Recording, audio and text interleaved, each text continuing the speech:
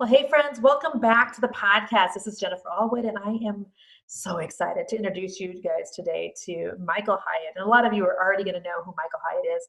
He is a CEO and founder of Michael Hyatt Company. He has scaled multiple companies over the years, including a publishing company and leadership development company. Under his leadership, he's been featured in the Inc. 5000 list of the fastest growing company in America for 3 years in a row. He's the author of several New York Times bestsellers, also Wall Street Journal and USA Today bestselling books, including Platform, Living Forward. You've probably heard of these books. Your Best Year Ever, Free to Focus, and then his newest book, The Vision Driven Leader. I am so excited to speak with him today. You're going to enjoy this a bunch. Hey, Michael, welcome to the podcast. Thanks, Jennifer. I'm excited. Also a Me little too. nervous. I'm a little bit nervous. I kind of feel like I'm in the space of greatness right now. So, Oh my gosh. thanks Well, for being here. if you knew me better, you would feel a lot less nervous. I'm just a regular guy. You are in the middle of a book launch, just as I am. I actually got your book, The Vision Driven Leader, sitting right here next to me. I was actually listening to it over the weekend, where I was trying to make sure I had the news off, and was listening to that as I painted and cleaned and all the good things. It is such a great book.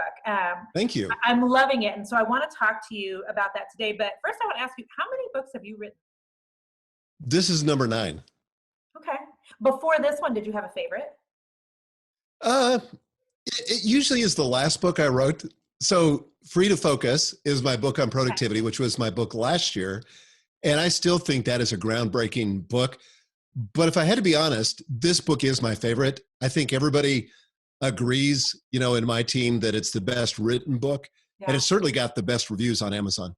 Oh, amazing. Okay. So, and let me just tell you, I'm in the weeds understanding how important right now Amazon reviews are. Yes. So I didn't know before writing a book how important they are. And now I want to go back to every book I've ever written and be like, I'm so sorry I didn't leave a review and leave one. So I'll just throw that out into the world, that as you're listening to Michael right now, if you've already read his book, or if you're going to get his book and do read it, please go leave it a review. So, but yeah, I asked you about your favorite because I always wondered if people that write multiple books, if they have a favorite, or if it's kind of like your kids.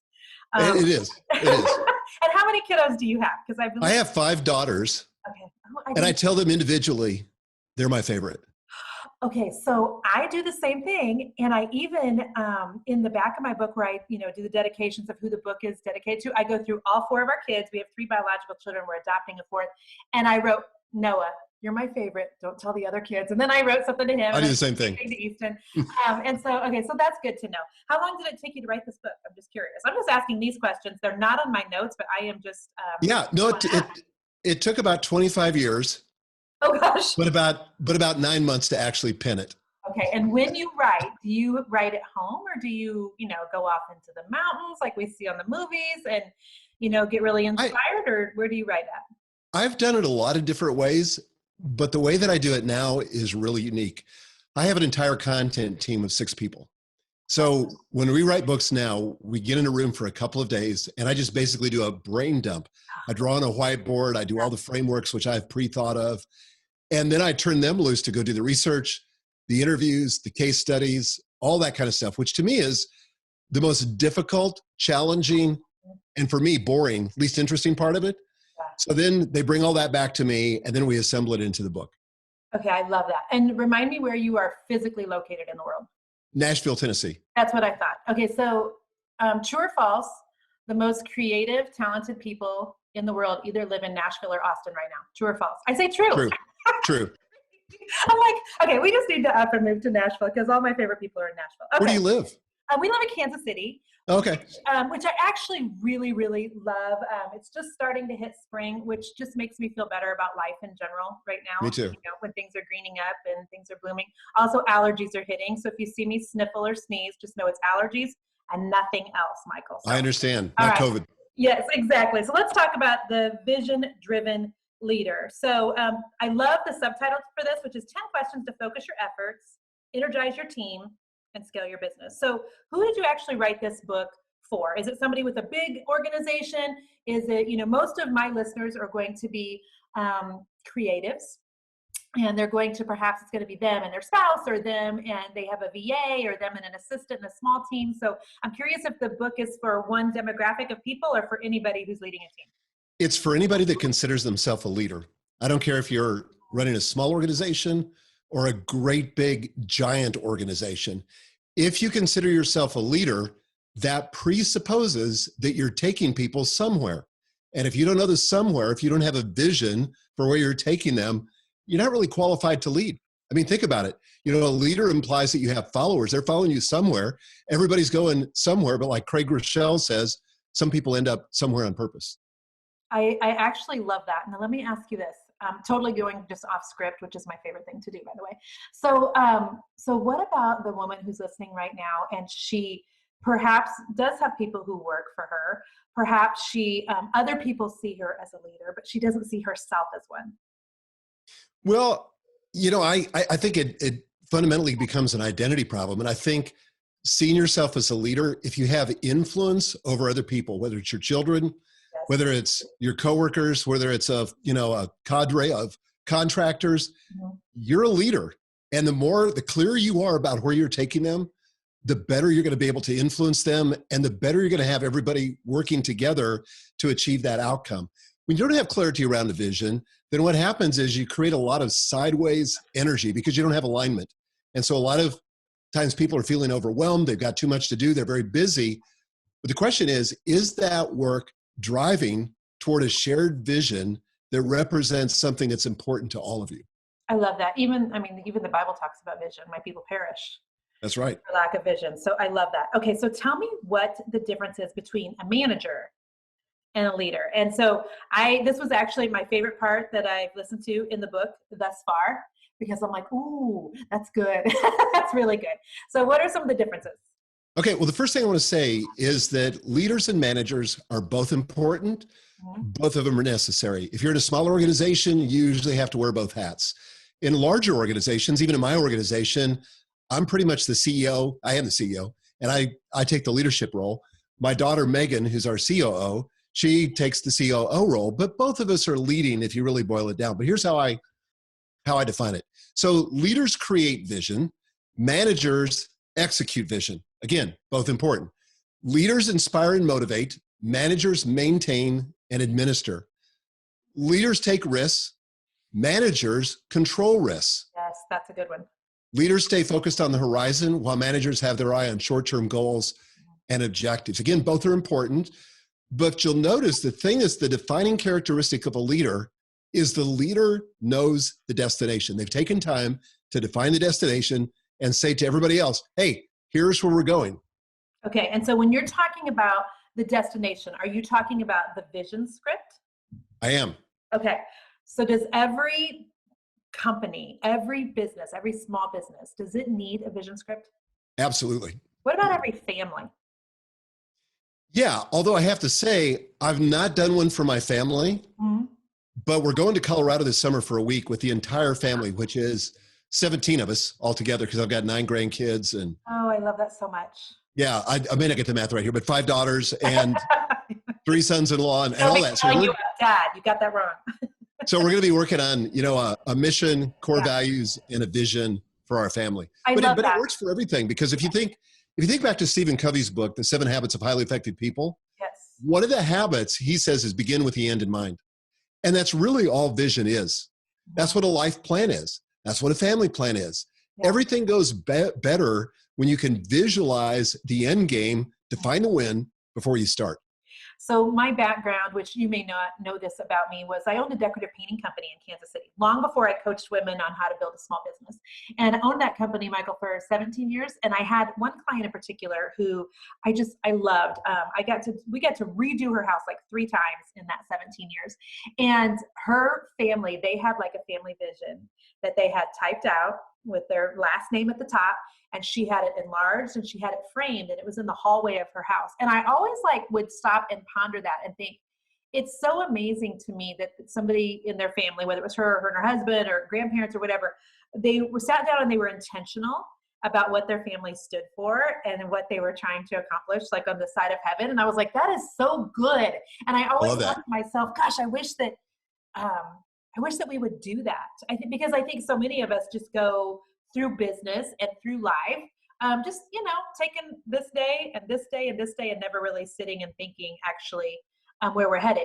I know that you actually in your book talk about the question, "What do you want?"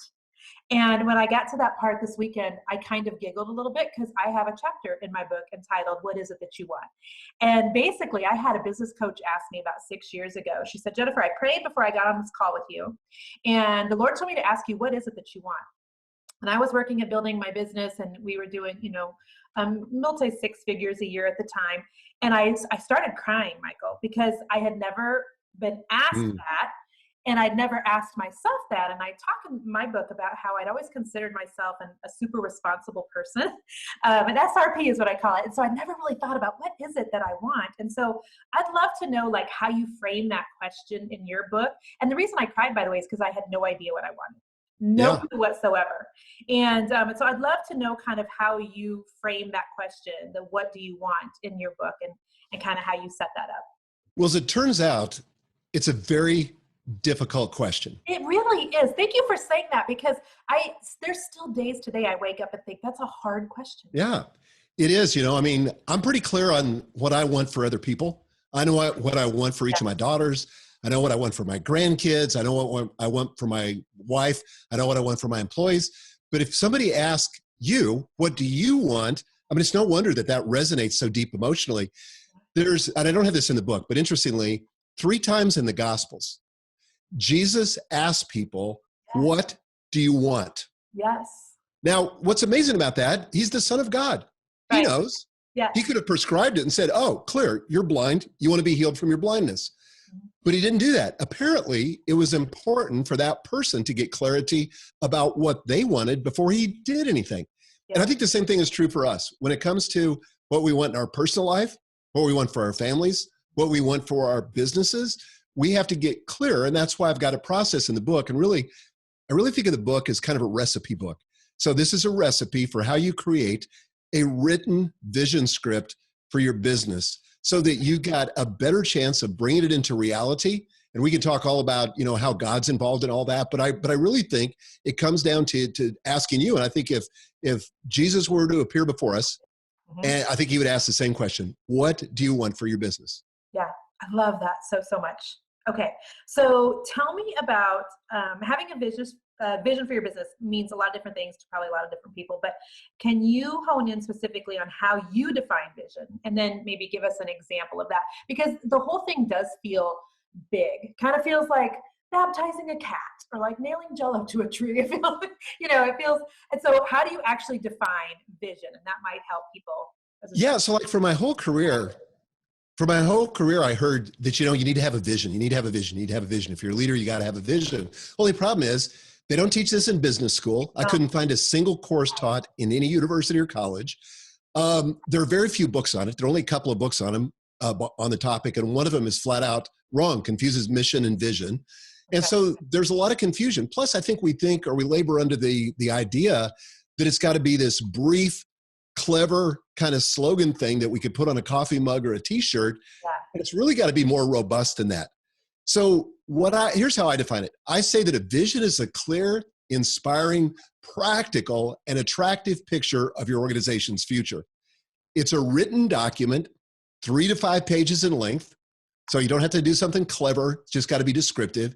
It articulates an imagined future 3 to 5 years out that's superior to the present. It motivates you, and it's written in the present tense. So let me tell you a quick story. Can you say the whole thing again? No, I'm kidding. Yeah. But that was really good. Somebody's going to need to hit rewind on this right now.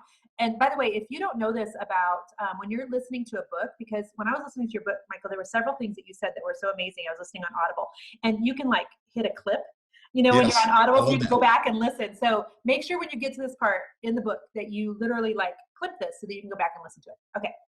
Okay, so let me just tell you a quick story about how I first came up with this. So about 20 years ago, I was given responsibility at Thomas Nelson Publishers for one of their 14 publishing divisions. It was called Nelson Books. And again, it was one of 14 divisions in the company. Thomas Nelson was at that time seventh largest book publishing company in North America, and one of the largest, certainly the largest Christian publishing company in the world.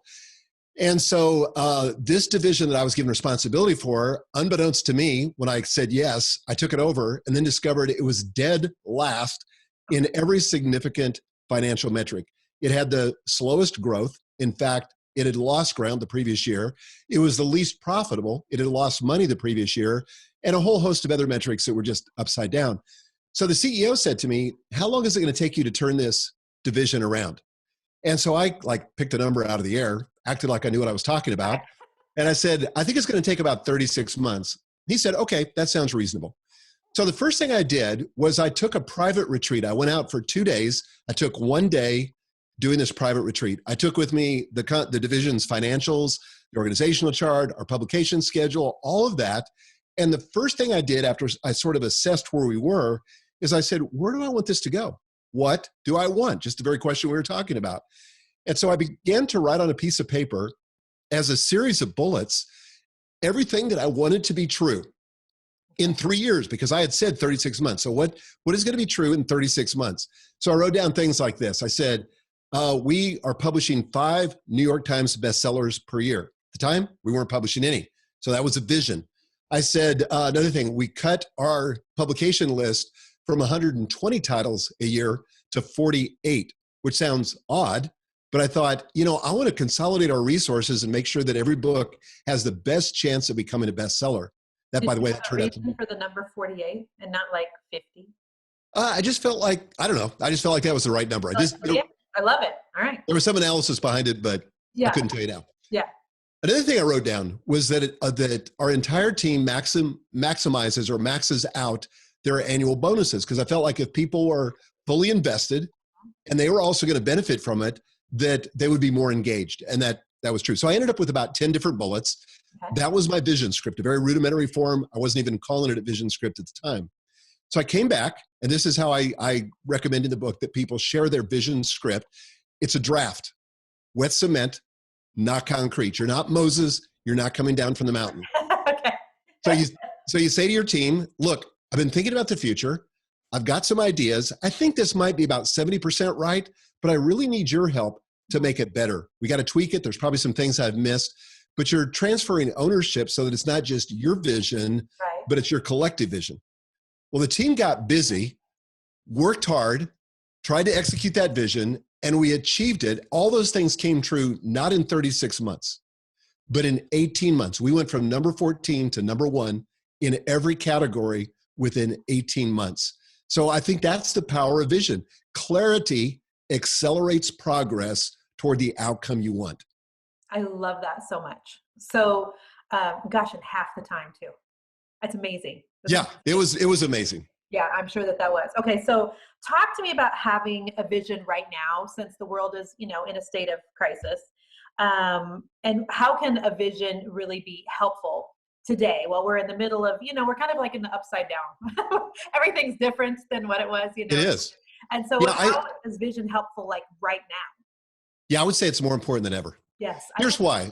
So Admiral James Stockdale was a prisoner of war in North Vietnam for 7 years, tortured 15 times, 4 years in solitary confinement, 2 years in leg irons where he couldn't even move.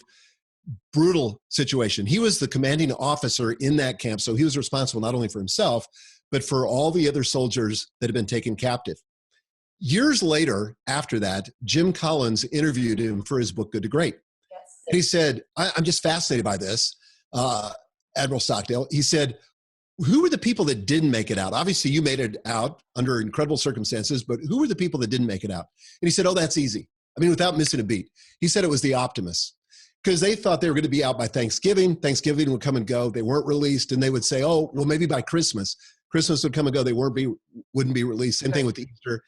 He said they died of a broken heart. He said, well, who are the people that got out? And he said, I'll tell you. They were people that held on to 2 things simultaneously. This became known in the book Good to Great as the Stockdale paradox. So the first part of the paradox is that you've got to be willing to be honest about the most brutal facts of your current reality. You can't sugarcoat it. You got to acknowledge reality for what it is. You got to be a realist. The Mhm. other part of the paradox, and this is the part that relates to vision, you can't ever lose hope that you will ultimately prevail. There's got to be something that gives you meaning in the midst of a crisis that keeps you moving forward. So you're not just reacting, but you're proactively moving toward a better, bigger future. And that's what vision does. And it's critically important because right now in the midst of the crisis, vision leaks. I learned this from Andy Stanley. He says vision leaks, and it does. And it never leaks more than when you're in the midst of a crisis. People are just so inundated with problems and challenges and discouragements and stress that it's easy to let go of the vision. But I got to make a distinction between vision and strategy. This is important for business people to understand. All right. Vision answers the question where and also what, right? Where are we going? What do we want to accomplish? Mhm. Strategy answers the question, how are we going to get from where we are right now to where we want to go? Your vision really shouldn't change much from year to year. It doesn't need to change now, even in the midst of a pandemic, because we're talking 3 to 5 years out. Right. However, your strategy answers the question how, and that's going to change as you encounter conditions on the field. So every year I take my family to the panhandle of Florida, and we drive straight south on I-65 from Nashville, Tennessee to get there. Okay. Usually, I mean, we're always clear on the destination, but usually it's a pretty straight shot, straight down the interstate all the way there. Right. Sometimes the conditions on the ground force us to change the strategy. Maybe there's a big wreck. Maybe there's weather. Maybe there's road construction. So we have to change our strategy based on conditions on the ground. Certainly, because of COVID, we've all had to change strategy right now, 100%. or at least most of us have had to. Yeah. But the vision really should remain the same. You just got to keep people connected to it. I love that. I'm so grateful that you and I both wrote books that are really relevant. I know yours too. Of Right? a pandemic. Yeah. I mean, I was saying to the other day to my publisher, I'm so glad like I didn't write a book on horseback riding. Not that there's anything against horseback riding, Yeah. but you know, your book is, I would say, really relevant to today. I would also say from someone who's listening to you read it, your voice is very like hopeful. It makes me just, when I'm listening to you read your book, I'm like, you know what? Everything's going to be okay. It's almost like the gentleman that does 2020 on Friday nights. I don't know what his name is, but his voice is so like, just makes me feel like everything's going to be Oh, fine. thank you. You're welcome. I appreciate that very much. That is completely, yeah, a compliment. So, okay, where can people go find the book where would you most prefer them to go to find the book? Okay, this is really cool. We set up a special page just for your audience. Oh, yay. That's awesome. Okay, so it's visiondrivenleader.com /Jennifer. Perfect. Now, here's what's cool about that. That will have links to all the major retail sites where you can buy it online. But here's the cool part. Perfect. No matter where you buy it, save the receipt, bring it back to this same page, and claim your bonuses. So right now, if you buy 1 to 9 copies, we've got a couple of bonuses that are amazing, about $196 worth of value there, Awesome. including a vision sharing guide, which is a video and guide that'll tell you how to share and get your team on board with the vision. If you buy 10 copies or more, and you're going to want to do this if you have a team because it gives you a common language, helps everybody get really engaged in this process with you. But there's that. Plus, there's a recording of a half-day vision training that I did with my business coaching clients. And so all you have to do is buy 10 copies or more to get that. And those are both free. That is amazing. Will you give that URL one more time again? I will. visiondrivenleader.com /Jennifer. That is amazing. And I know we have a lot of people like in network marketing who listen to my podcast. This is perfect for teams. And so I love that. Okay, I'm going to ask you just a couple rapid fire questions just to get to know you a tiny bit better as we're finishing up here. So what's your favorite book other than your own? Well, usually my favorite book is whatever I read last. But I have to say the one that I cite the most is The 7 Habits of Highly Effective People, which I've already cited in this podcast. So yeah. Perfect. What's the favorite room in your home? My den. Excellent. Do you read in there or work in there? I do. I just have amazing conversations in there. We just actually completely re-renovated it. And it's just a beautiful space. We've got a wood burning fireplace in there, which has been fantastic this winter. And yeah, we love having our family there, and I have my best memories there. Last one, favorite place to vacation? Oh, that's easy. Vacation again. That's easy. We've been all over the world. We've spent some amazing times in a lot of different places, but Blackberry Farm in Walland, Tennessee, East Tennessee, is by far and away the best place we've ever been. No way. Okay, so the little girl that we are in the process of adopting, who by the way she's my cousin's granddaughter. So my aunt is her great grandmother, lives in Tennessee. In the Smoky Mountains, and we keep saying we've got to go visit her. It's so funny because I interviewed somebody yesterday, Kathy Heller, and she has a book called Don't Keep Your Day Job, and she said her favorite place to vacation is Tennessee as well. Well, if you've never been to Blackberry Farm, it will become the new standard by which you'll measure every other place. It's just phenomenal. Awesome. Michael, this has been wonderful. I've got to tell you, last month we were supposed to meet at the Traffic and Conversion conference. You and I were going to be on stage with Vargas and Marie Forleo, and I was super bummed that didn't happen. So this is the next best thing. Thank you so much for being here, and I appreciate you. I appreciate your book. I've got the hard copy. As I said, I'm also listening on Audible, so I just appreciate all of the your gifts that you give to the world. So thank you so much for being here. If people want to connect with you on social media, where do you prefer that they go? Facebook, Instagram, Twitter, Snapchat, TikTok? Probably Instagram, just at Michael Hyatt. Perfect. Wonderful, Michael. Be blessed. Thanks, Jennifer. So appreciate you. Thanks so much.